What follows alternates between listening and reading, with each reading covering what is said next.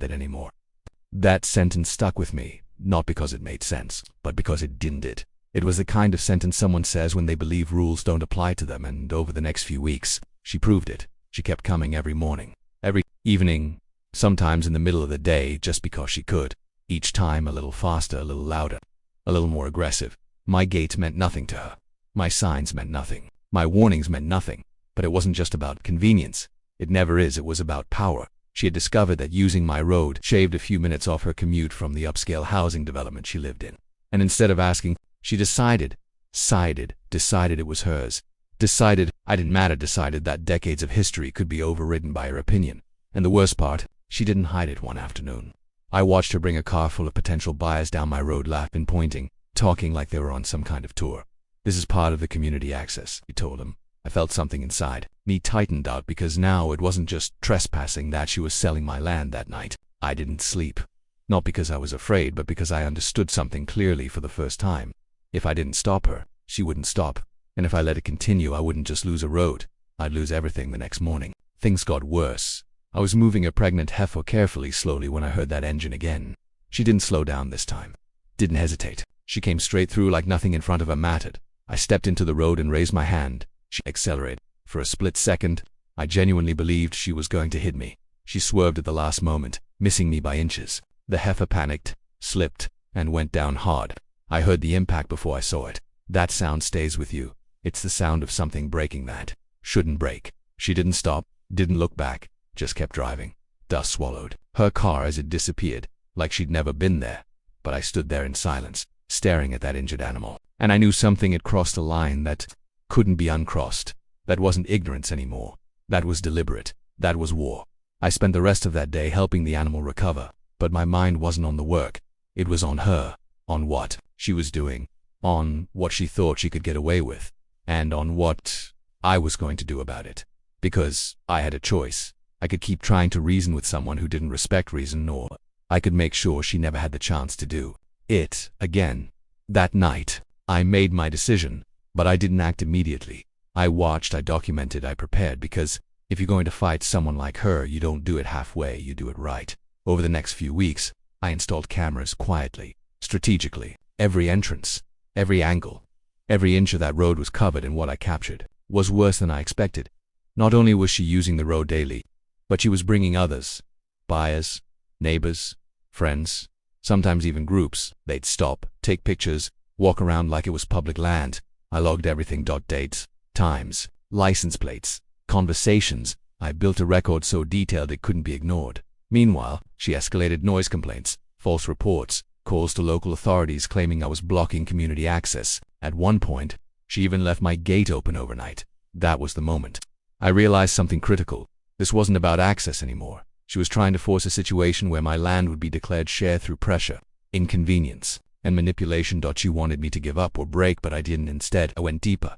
I went to the county records office, spent hours digging through old documents, surveys, deeds, everything tied to my property. And what I found confirmed everything. The road had always been private, legally, clearly, undeniably. There was no gray area, no loophole, no justification for what she was doing, which meant one thing: she knew, and she didn't care.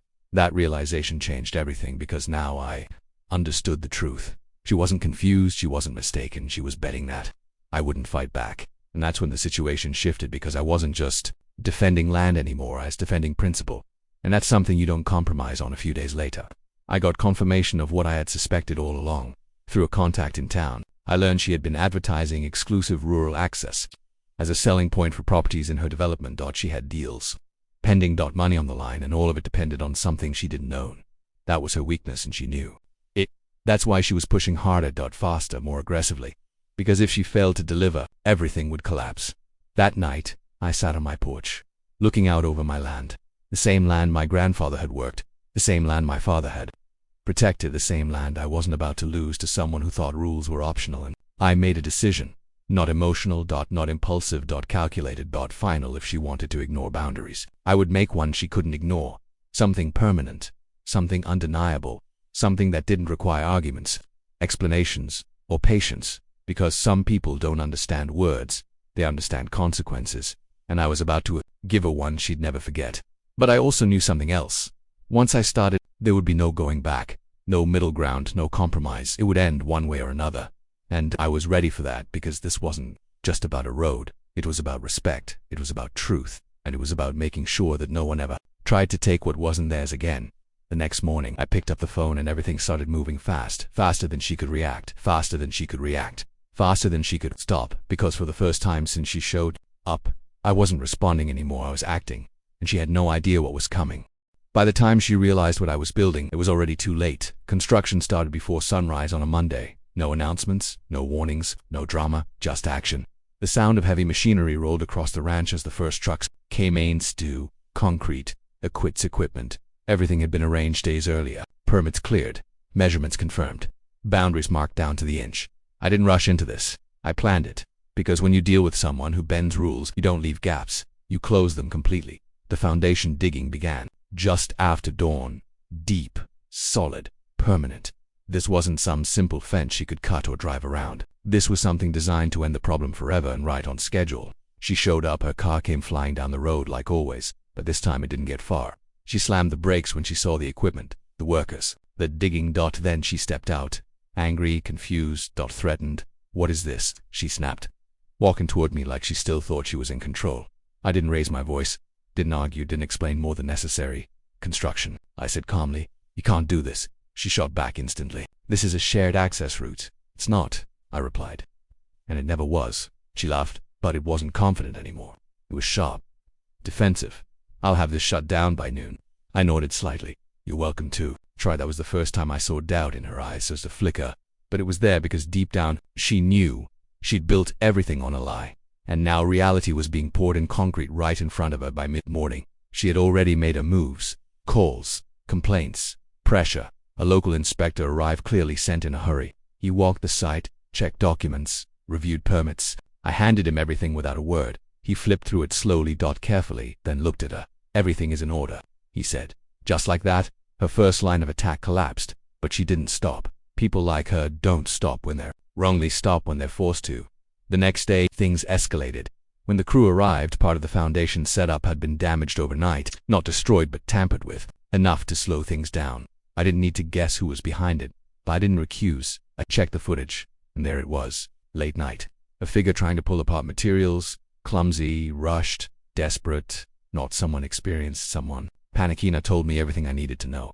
She wasn't in control anymore. She was reacting, and reaction is where people make mistakes. We fixed the damage within hours, continued like nothing happened, because that's the thing about real plans. They don't collapse easily. By day 3, the structure was already rising. Concrete poured, reinforced, layer by layer, solid, unavoidable, and that's when the pressure shifted. The calls didn't come to me anymore. They went to a bias, started asking questions. Neighbors started noticing people who had been told one version of reality were now seeing another, a very physical one. You can argue with words, you can twist stories, but you can't argue with a wall going up. Exactly.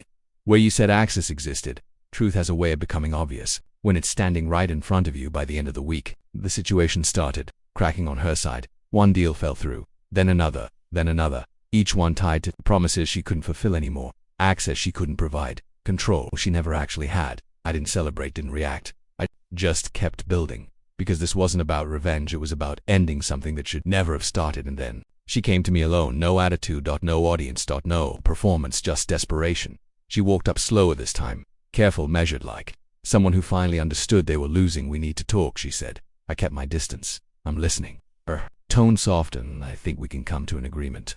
There it was. Not an apology, not accountability, a deal, because that's how she saw everything. TRANSACTIONAL. Go ahead, I said. I'm willing to compensate you, she continued, for access, a permanent agreement. It benefits both of us. I looked past her for a moment.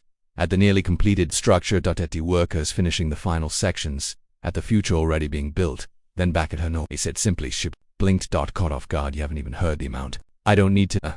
Now the frustration came back. This is bigger than you, she snapped. There are families involved. Investments. You're being unreasonable.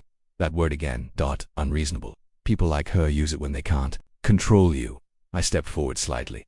This was never yours, I said calmly. Not the road, not the access, not the decision. She opened her mouth to argue but stopped, because for the first time there was nothing left to say. She had run out of angles, out of pressure, out of time, the wall was almost finished, and, with it, her entire plan was collapsing. She left without another word, and I knew that wasn't the end because people who build everything on control don't walk away quietly, they break, and when they break, they do something reckless. I just didn't know how far she'd go until that night, around 3 a.m. The cameras picked it up, headlights approaching fast. Too fast. I was already awake by the time the impact happened. The sound echoed across the property, crashing into reinforced steel. I checked the feed, and there it was. Her car, destroyed against the gate, steam rising, front end crushed. She stepped out, furious, pounding on the structure like it had personally betrayed her, but it didn't move, didn't bend, didn't break, because it wasn't built to dot it, was built to end this, and it did by morning. Everything changed. Authorities got involved, reports were filed, evidence reviewed, not just the crash, but everything leading up to it, the footage, the records, the documentation, every single piece I had collected, and suddenly the story shifted. Not the one she told, the real one, the one backed by proof. One by one, her actions caught up with her. The false claims, the trespassing, the damage, the misrepresentation, everything she thought she could push past, came back, all at once. Within days, her position collapsed completely. Buyers pulled out, complaints turned into investigations, and the narrative she built fell apart under its own weight. I didn't have to chase her, didn't have to argue, didn't have to prove anything anymore, because truth had already done the work. The wall was finished by the end of the week. Toll.strong.unmovable. Exactly where it needed to be. And for the first time in months, there was silence, again real silence, no engines, no horns, no intrusion, just the sound of wind across the land the way it was always meant to be. Weeks passed, then months, everything settled, not just legally, but mentally. Peace returned, and it felt different this time, stronger, because it had been defended one evening. I stood by that wall, looking out over the same land that started all of this. Nothing had changed, and everything had, because the difference wasn't the land, it was the boundary. Clear, permanent, respected. And that's when it really hit me. Some fights aren't about winning, they're about refusing to lose what matters. Not out of anger, not out of pride, but out of responsibility. Because if you don't stand your ground, someone else will decide where it ends, and once they do, it's already too late. She thought this was about a shortcut, a small thing, something she could take without consequence, but it never was. It was about ownership, truth, limits. And in the end, she didn't lose because I fought harder, she lost. Because she built everything on something that was never hers to begin with. And that always collapses, no matter how long it takes. As the sun set behind the hills, casting long shadows across the ranch, I rested my hand against the cold surface of that wall. Solid, certain, final, a line that wouldn't be crossed again. Not by her, not by anyone. And for the first time since this all began, I didn't feel like I had defended something. I felt like I had protected it, the way it was always meant to be.